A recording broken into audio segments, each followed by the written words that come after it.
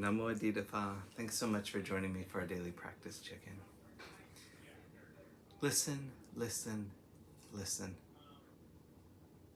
This wonderful sound calls us back to our true home.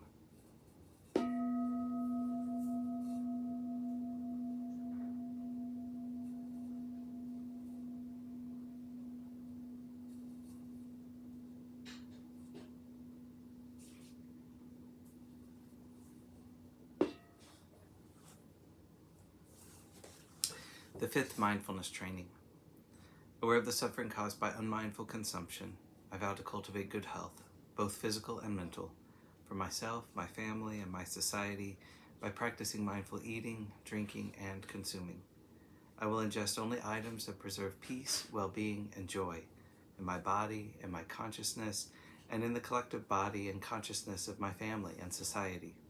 I'm determined not to use alcohol or any other items that contain toxins, such as certain TV programs, magazines, books, films, and conversations. I'm aware that to damage my body or my consciousness with these poisons is to betray my ancestors, my parents, my society, and future generations. I will work to transform violence, fear, anger, and confusion in myself and in society by practicing a diet for myself and for society. I understand that a proper diet is crucial for self-transformation and the transformation of society.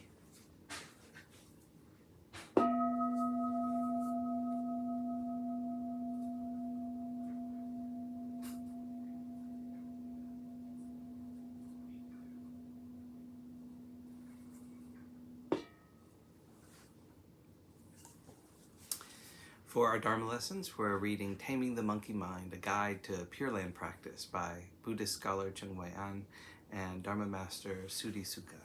Today we're reading Reflection 29, Recitation Within Recitation. Once recitation of the Buddha's name is perfected, of the 6 dusts, only the dust of hearing remains. All 6 faculties are entirely concentrated in the faculty of hearing. The body no longer feels any coming or going. The tongue no longer knows how to move. The mind how to discriminate. The nose how to breathe.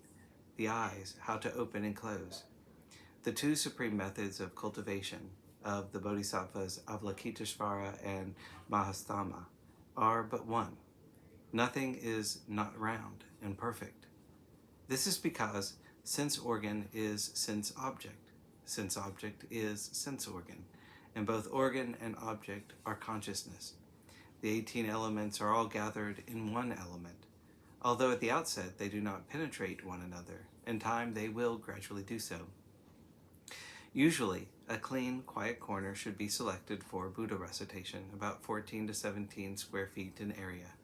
You should circumambulate once, moving clockwise, and then slowly recite the Buddha's name, with your voice growing louder and louder.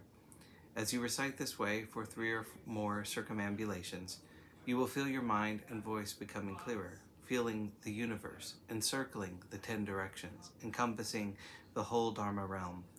This is a method of resting body, mind, and realm in the sound of the Buddha's name, and it is to rest body and mind in the sound of the Buddha's name that you recite. This is the supreme realm, which erases the polluted mind full of affliction, and which the practitioner should endeavor to reach.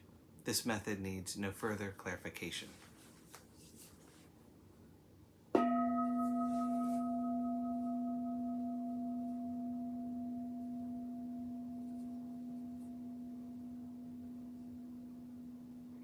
May all beings be well.